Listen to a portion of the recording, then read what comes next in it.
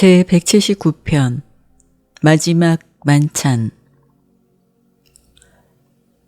이 목요일 오후에 빌립이 죽게 다가오는 유월절을 상기시키고 이를 축하할 계획에 관해 물었을 때 주는 이튿날 금요일 저녁에 먹기로 되어 있는 유월절 저녁을 생각하고 있었다. 유월절 축하를 위한 준비를 전날 정오 이전에 시작하는 것이 관습이었다. 유대인이 해질 때 하루가 시작된다고 계산했으니까 이것은 토요일의 유월절 저녁을 금요일 밤에 자정이 되기 전 언젠가 먹을 것을 의미했다.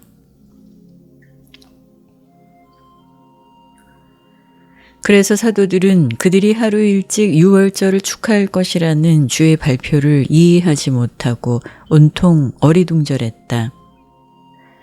그들은 적어도 그들 가운데 더러는 그가 금요일 밤에 유월절 저녁을 먹을 때가 되기 전에 자신이 체포될 것을 아시고 따라서 이 목요일 저녁에 특별한 만찬을 하려고 그들을 한데 부른다고 생각했다. 더러는 이것이 단지 정식 유월절 축하에 앞서 있을 특별한 경우라고 생각했다. 사도들은 예수가 양이 없이 다른 해에 유월절을 지낸 적이 있음을 알았고 그가 유대인 체제의 희생물을 바치는 어떤 예배에도 몸소 참석하지 않은 것을 알았다. 그는 여러 번 유월절 양고기를 손님으로서 먹은 적이 있었지만 그가 주인일 때는 언제나 아무 양고기도 대접하지 않았다. 유월절 밤에 양고기가 빠진 것을 보았다 하더라도 사도들에게 큰일이 아니었을 터이고 이 만찬을 하루 일찍 베풀었으니까 그들은 양고기가 없는 것을 아무렇지 않게 생각했다. 요한 마가의 아버지와 어머니의 환영 인사를 받은 뒤에 사도들은 즉시 2층 방으로 올라갔고 그동안에 예수는 뒤에 남아서 마가의 가족과 이야기했다. 주가 이 계제를 12사도하고만 축하하기로 미리 양해를 구했고 따라서 그들에게 시중 들라고 아무 종도 마련되지 않았다. 1. 우대를 받으려는 욕망. 요한 마가가 위층으로 안내했을 때 사도들은 크고 널찍한 방을 보았는데 이 방은 만찬을 위해 완벽하게 꾸며져 있었다. 그들은 식탁 한쪽 끝에 빵, 포도주, 물, 약초가 모두 준비된 것을 지켜보았다. 빵과 포도주가 놓인 끝 부분을 빼고 이 긴 식탁은 13개의 눕는 소파에 둘러싸여 있었고 바로 그러한 것이 살림이 넉넉한 유대인 집에서 유월절을 축하하는 데 마련되었을 것이다. 12사도가 이 2층 방으로 들어가자 그들은 바로 문 안에 먼지 묻은 발을 씻기 위한 물 주전자, 대야, 수건들을 주목했다. 그리고 아무 종도 이 시중을 들려고 준비되지 않았기 때문에 요한 마가가 떠나자마자 사도들은 서로를 쳐다보기 시작했고 저마다 마음속에서 생각하기 시작했다. 누가 우리의 발을 씻을 것인가? 그리고 각자 마찬가지로 자기는 다른 사람들의 종으로 이렇게 행동할 사람으로 보이지 않는다고 생각했다. 마음속에 따지면서 거기 서 있는 동안 그들은 식탁의 자리 배열을 둘러보았고 주인이 앉는 높은 소파, 그 바른 쪽에 소파 하나, 그리고 주인의 바른 쪽에 둘째로 명예로운 이 자리의 맞은편까지 식탁 둘레에 정돈된 소파 11개를 주목했다. 언제라도 주가 도착하기를 기대했지만 그들은 자리에 앉아야 할지 아니면 주가 와서 자리를 정해줄 때까지 기다려야 할지 어찌할 줄 몰랐다. 그들이 망설이는 동안 유다는 명예의 자리, 즉 주인의 왼편으로 걸어갔고 거기서 우대받은 손님으로서 소파에 기댈 뜻을 표시했다. 유다의 이런 행동은 즉시 다른 사도들 사이에 열띤 논쟁을 일으켰다. 유다가 명예의 자리를 덮치자마자 요한 세베대가 다음으로 좋은 자리, 주인의 바른 쪽 자리를 차지했다. 시몬 베드로는 유다와 요한이 좋은 자리들을 이렇게 차지한 것에 너무 화가 치밀어서 다른 성난 사도들이 구경하는 동안 식탁을 피해 돌아서 행진하듯 걸어 가장 낮은 소파에 자리 순서의 끝 곧 요한 세베대가 선택한 자리에 바로 맞은편에 자리를 차지했다. 다른 사람들이 높은 자리들을 차지했으므로 베드로는 가장 낮은 자리를 택하려고 생각했다. 형제들의 보기 딱한 자만심에 항의할 뿐 아니라 예수가 와서 가장 낮은 자리에 그가 있음을 보았을 때 그를 더 높은 자리로 부르리라. 이렇게 주제넘게 자신에게 명예를 돌리려는 자를 몰아낼 것이라는 희망으로 그렇게 했다.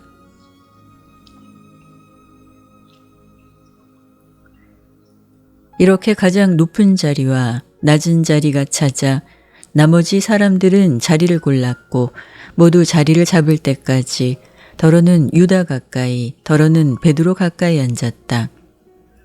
이들은 U자 모양의 식탁 둘레의 다음 순서로 이 기대는 소파에 자리를 잡았다. 주의 바른 편에 요한, 왼쪽에는 유다, 열심당원 시몬, 마태, 야고보, 세베대, 안드레, 알페오 쌍둥이, 빌립, 나다니엘, 토마스, 시몬 베드로. 이들은 한 관례를 축하하려고 적어도 정신적으로 그렇게 하려고 함께 모였는데 그 관례는 모세 이전에 시작되었고 조상이 에집트에서 노예였던 시절과 관계되었다. 이 만찬은 예수와 그들의 마지막 모임이요 그러한 엄숙한 상황에서도 유다의 지휘하에 그들은 명예와 우대, 개인적 칭찬을 얻으려는 예전의 성향에 다시 한번 무릎을 꿇게 되었다. 주가 복도에 나타났을 때 그들은 아직도 성이 나서 서로 비난하느라고 바빴고 실망의 빛이 얼굴에 서서히 떠오르는 동안 주는 복도에서 잠깐 멈추었다. 아무 말 없이 주는 자기 자리로 갔고 그들의 자리 순서를 고치지 않았다. 발을 아직 씻지 않은 것을 제외하고 그들은 이제 만찬을 시작할 준비가 되었는데 도저히 즐거운 기분이 들지 않았다.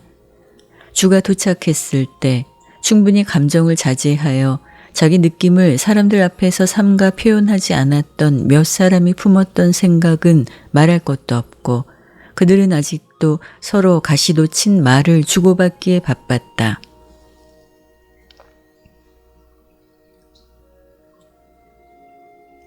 2. 만찬을 시작하다. 주가 그의 자리로 간 뒤에 몇 순간 동안 아무도 말이 없었다. 예수는 그들을 모두 돌아보고 빙긋 웃어 긴장을 풀며 말했다. 나는 너희와 이 유월절 저녁을 먹기를 몹시 바랐노라. 내가 고통을 받기 전에 한 번 더 너희와 함께 식사하기를 바랬고 내 때가 온 줄을 깨닫고 너희와 오늘 밤에 이 저녁을 먹으려고 주선하였으니 내일에 관해서 말하면 우리가 모두 아버지의 손에 있는 까닭이요 나는 아버지의 뜻을 집행하려고 왔노라. 이 세상으로 나를 보내며 하라 하신 일을 내가 마치고 나서 아버지가 내게 주실 나라에서 너희가 나와 함께 앉을 때까지 나는 너희와 함께 다시 먹지 아니하리라. 포도주와 물을 섞은 뒤에 그들은 잔을 예수에게 가져왔고 그는 잔을 타데오의 손에서 받고서 감사를 드리는 동안 붙들고 있었다. 그리고 감사 기도를 마치고 나서 말했다. 이 잔을 가져다가 너희끼리 나누라. 너희가 잔을 들 때 이것이 우리의 마지막 저녁임에 내가 포도나무의 열매를 너희와 함께 다시 마시지 아니할 것을 깨달으라. 우리가 이런 식으로 다시 앉을 때 이것은 다가오는 하늘나라에서 있을 일이리라. 예수는 이렇게 사도들에게 이야기하기 시작했고 그의 때가 왔음을 알았기 때문이다. 그는 아버지께로 돌아가야 할 때가 왔고 땅에서 할 일이 거의 끝났음을 이해했다. 그가 아버지의 사랑을 땅에서 드러냈고 자비를 인류에게 보였다는 것, 그리고 그가 세상으로 온 목적을 아니 하늘과 땅에 있는 모든 권능과 권한을 받는 일까지도 이루었다는 것을 주는 알았다. 마찬가지로 그날 밤에 적들의 손에 그를 넘겨주려고 가롯 유다가 완전히 마음먹은 것을 알았다. 이 배반 행위는 유다가 한 일이었지만 이는 또한 루시퍼와 사탄 그리고 어둠의 왕 칼리가스티아를 기쁘게 했다는 것을 충분히 깨달았다. 자기를 육체적으로 죽게 만들려고 애쓴 자들이 두렵지 않았고 마찬가지로 영적으로 그를 전복시키려던 자들도 두렵지 않았다. 주에게 오직 한 가지 걱정이 있었으니 그것은 그가 택한 추종자들의 안전과 구원이었다.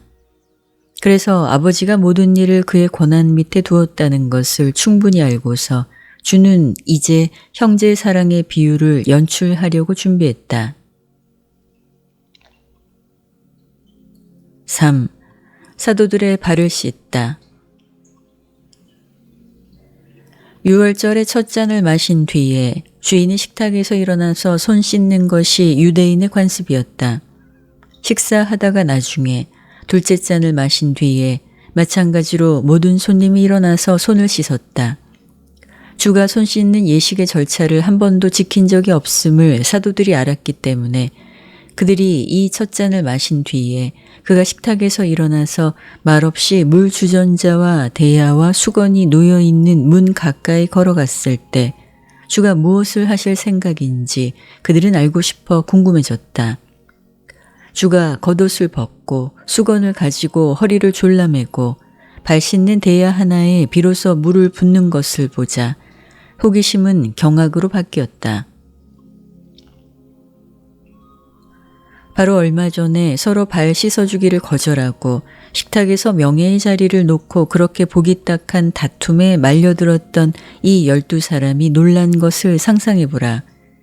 그때 주가 사람이 앉지 않은 식탁 끝을 돌아서 그 잔치의 가장 낮은 자리, 시몬 베드로가 기대고 있던 자리까지 가서 종의 태도로서 무릎을 꿇고 시몬의 발을 씻으려고 준비한 것을 보았다. 주가 무릎을 꿇자 12사람이 모두 하나같이 벌떡 일어났다. 배반한 유다조차 한순간 자신의 비행을 까맣게 잊어버리고 경악과 존경과 순전한 놀라움을 이렇게 표현하는 동료 사도들과 함께 일어났다.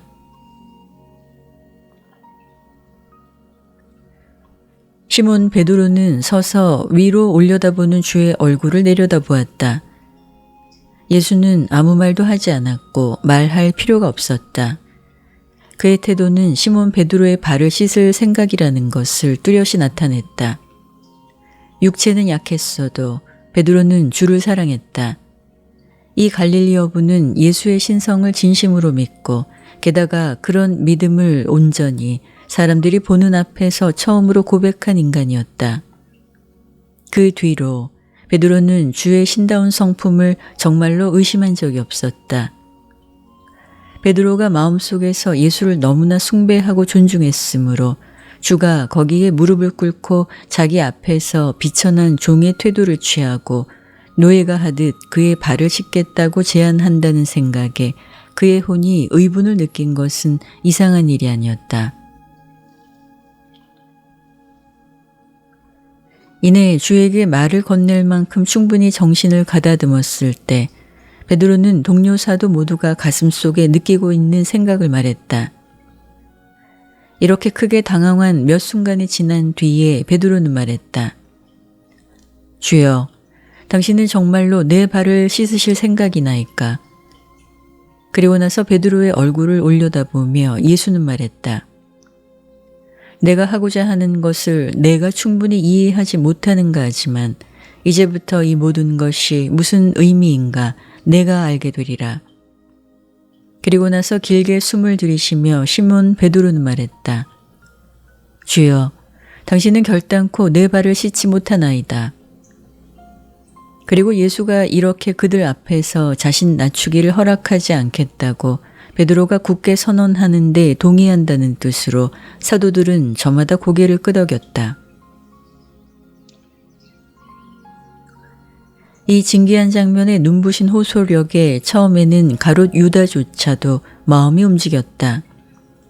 그러나 허영심 가득한 그의 지능이 그 광경을 판단했을 때 그는 이 겸손의 몸짓이 단지 예수가 결코 이스라엘의 구원자로서 자격을 갖추지 못하리라. 그리고 주의 운동을 그가 저버리려고 결정한데 아무 잘못이 없음을 최종으로 증명하는 또 하나의 사건일 뿐이라고 결론을 내렸다. 그들이 모두 숨을 죽이고 놀라서 거기 서 있자 예수는 말했다.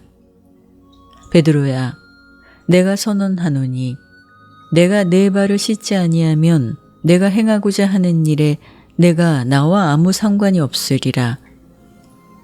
예수가 계속해서 그의 발 앞에 무릎을 꿇고 거기 있다는 사실과 함께 이런 선언을 들었을 때 베드로는 그가 존경하고 사랑했던 분이 바라는 대로 눈 감고 말없이 순응하려고 결심했다.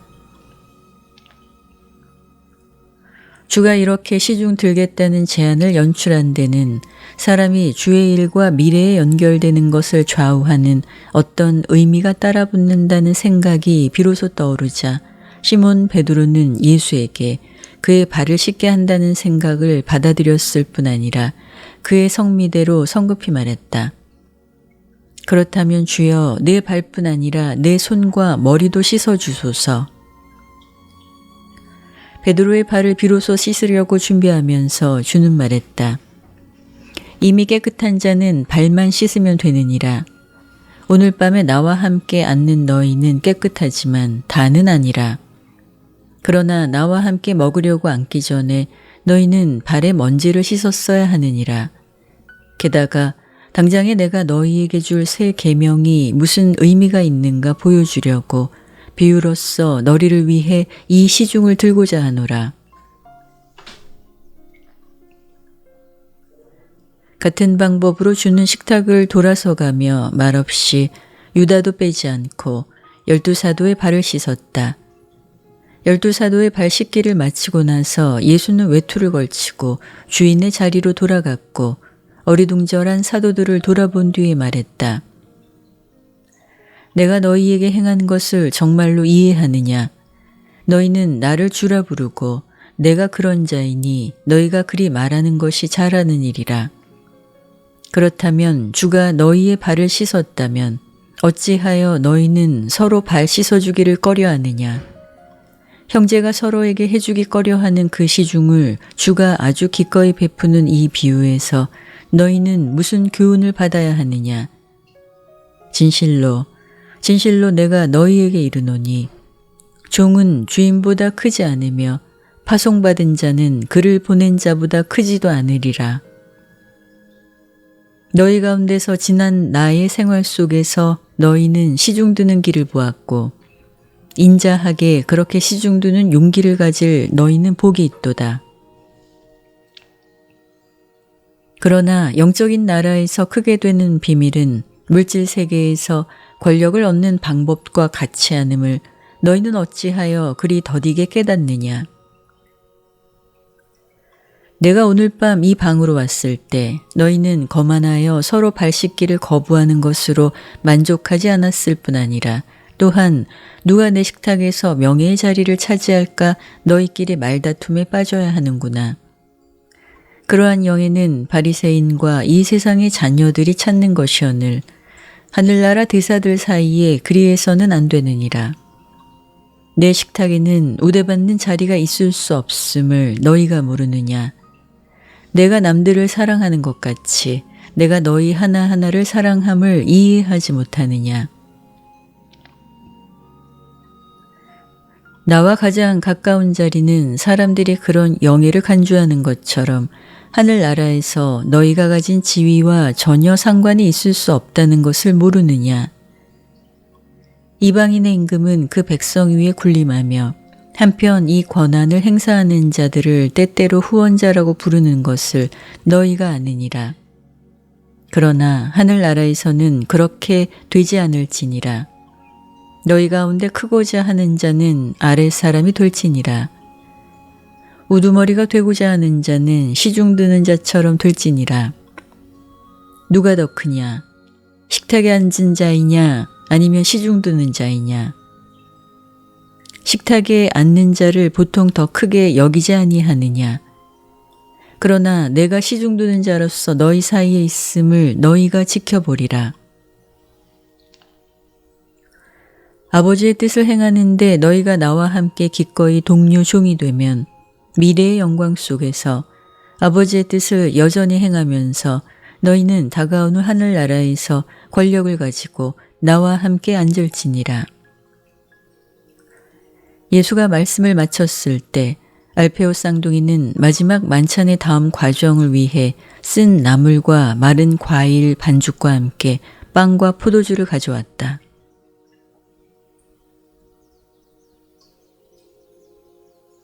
4. 배반자에게 하신 마지막 말씀.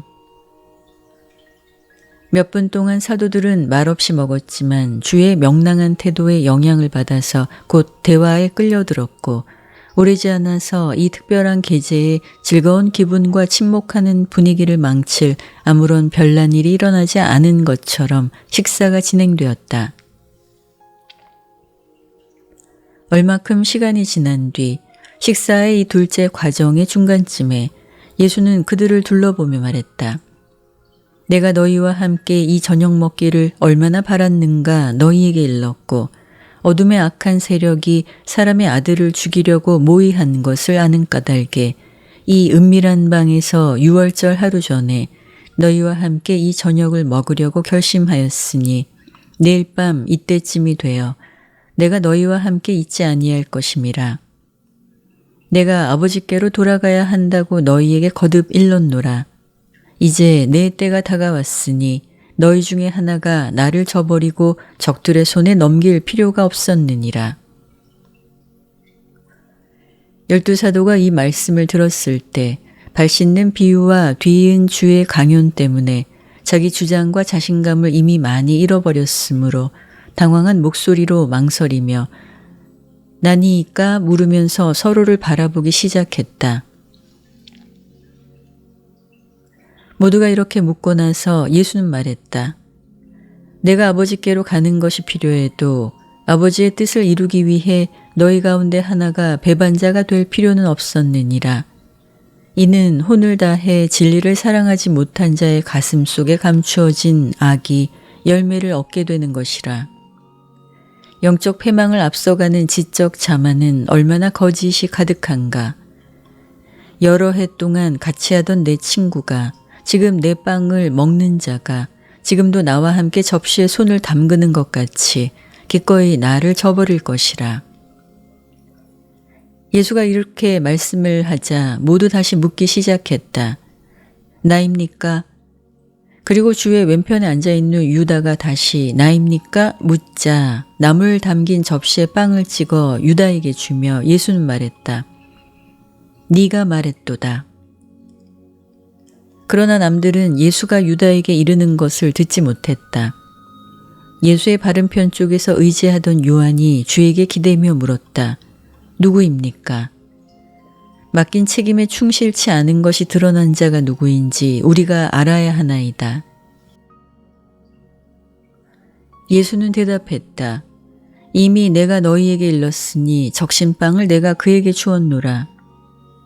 그러나 주인이 옆에 왼쪽에 앉은 자에게 적신빵 주는 것이 너무 자연스러운 일이어서 주가 아주 분명히 말했어도 아무도 이를 눈치채지 못했다. 그러나 유다는 그의 행동과 관련된 주의 말씀이 무슨 의미인가 따끔하게 의식했고 형제들이 그가 배반자임을 이제 마찬가지로 알고 있지 않은가 두려워졌다. 베드로는 그 말을 듣고 크게 흥분했고 식탁 위로 몸을 기울이며 요한에게 물었다. 그가 누구인가 주께 묻든지 또는 주가 내게 일렀으면 누가 배반자인가 내게 이르라. 예수는 그들의 수군거리는 소리를 그치게 하면서 말했다. 이런 나쁜 일이 일어났으니 내가 슬프고 이 시간까지도 진리의 힘이 악의 속임을 이길까 바랬으나 진리를 진지하게 사랑하는 믿음이 없이 그런 승리를 얻지 못하느니라. 이번 우리의 마지막 만찬에 이런 일을 너희에게 이르지 않았을 터이나 나는 이 슬픈 일에 대해 너희에게 경고하고 그래서 우리에게 이제 닥친 일에 대해 너희를 준비시키기 바라노라. 내가 너희에게 이것을 이른 것은 내가 떠난 뒤에 이 모든 나쁜 음모에 대해 내가 알고 있었고 나를 배반하는 일에 대해 너희에게 미리 경고했음을 너희가 상기하기를 바라는 까닭이라. 그리고 내가 이 모두를 하는 것은 오직 바로 앞에 놓인 유혹과 시련에 대비해 너희가 힘을 얻기 위함이라. 이렇게 말씀하고 나서 예수는 유다를 향해 몸을 기울여 말했다. 내가 하려고 마음먹은 것을 빨리 행하라. 이 말씀을 듣자 유다는 식탁에서 일어나서 황급히 방을 떠났고 그가 성취하려고 계획했던 일을 해치우려고 어둠 속으로 나갔다. 예수가 그에게 말씀한 뒤에 유다가 서둘러 떠나는 것을 다른 사도들이 보았을 때 그가 아직도 돈 자루를 지니고 있다고 생각했기 때문에 그들은 유다가 저녁을 위해 무언가 더 사거나 주를 위해 어떤 다른 심부름을 하러 갔다고 생각했다. 이제 예수는 유다가 배반자가 되는 것을 막으려고 아무 일도 할 수 없음을 알았다. 12사도와 함께 시작했는데 이제 11가 남았다. 예수는 이 사도들 가운데 6을 골랐다. 그가 처음에 선택한 사도들이 지명한 사람들 가운데 유다가 있었는데 그래도 주는 그를 받아들였고 다른 사람들의 평화와 구원을 위해 일한 것 같이 바로 이 시간까지 그를 거룩하게 만들고 구원하려고 할 수 있는 대로 모든 일을 했다. 관련된 다정한 여러 사건과 부드러운 손길과 함께 이 저녁 식사는 그들을 저버리는 유다에게 예수가 마지막으로 호소한 것이었지만 아무 소용이 없었다. 가장 세련된 방법으로 가장 친절한 정신으로 경고를 전했어도 일단 사랑이 정말로 죽었을 때 무릇 미움만 더하고 사람의 이기적 계획을 끝까지 수행하려는 악한 결심에 불을 붙일 뿐이다.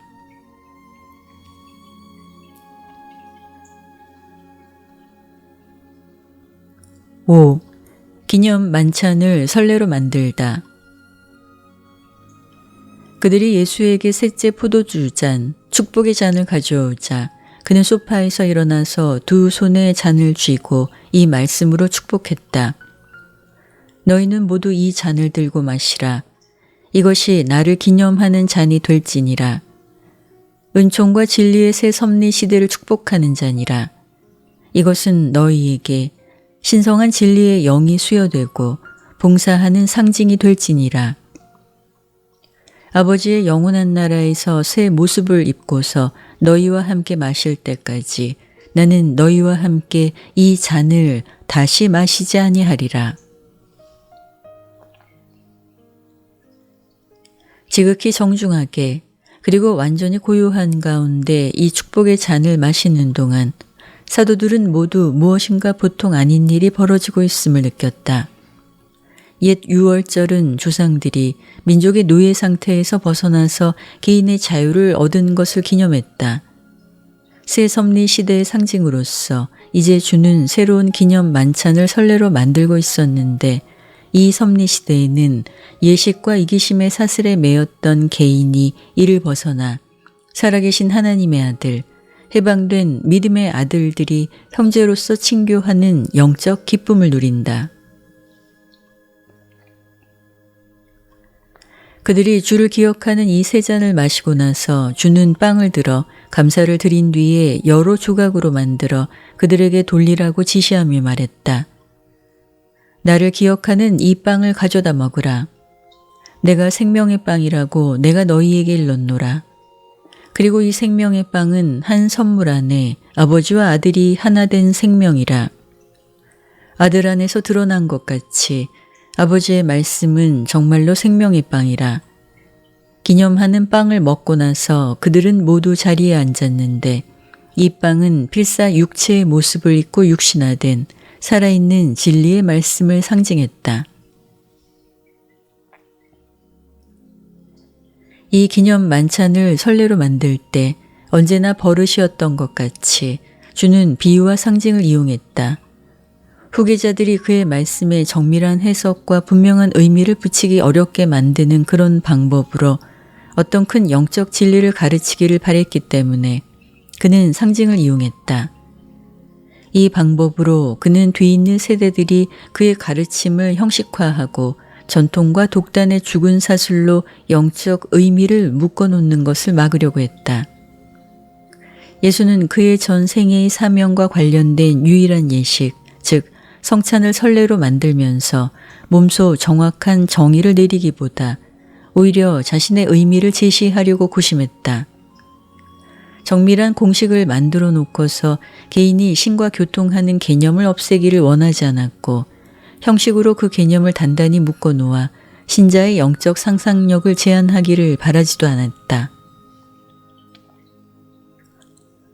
오히려 그는 새롭고 생생한 영적 자유의 날개, 즐거운 날개 위에 사람의 다시 태어난 혼을 해방시키려고 했었다.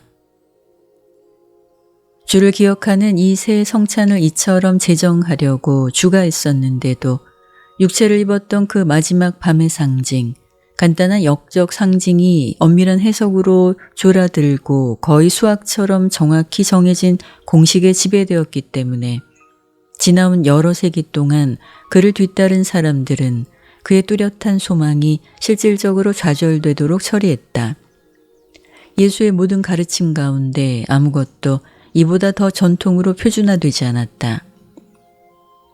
이 기념 만찬은 아들을 믿고 하나님을 아는 사람들이 먹을 때 신이 자리에 계시다는 의미에 관한 곡해, 사람의 어떤 유치한 곡해도 만찬의 상징과 관련 지을 필요가 없으니 이는 어떤 그러한 경우에도 주가 정말로 자리에 계시기 때문이다. 기념 만찬은 신자가 미가엘과 상징적으로 만나는 일이다. 너희가 이렇게 영을 의식할 때 아들은 실제로 자리에 계시며 그의 영은 아버지의 깃든 분신과 사귄다. 그들이 몇 순간 명상에 잠긴 뒤에 예수는 말씀을 이었다. 너희가 이를 행할 때 땅에서 너희 사이에 내가 살아왔던 삶을 회상하고 내가 너희와 함께 계속 땅에서 살고 너희를 통해서 봉사하리라는 것을 기뻐하라.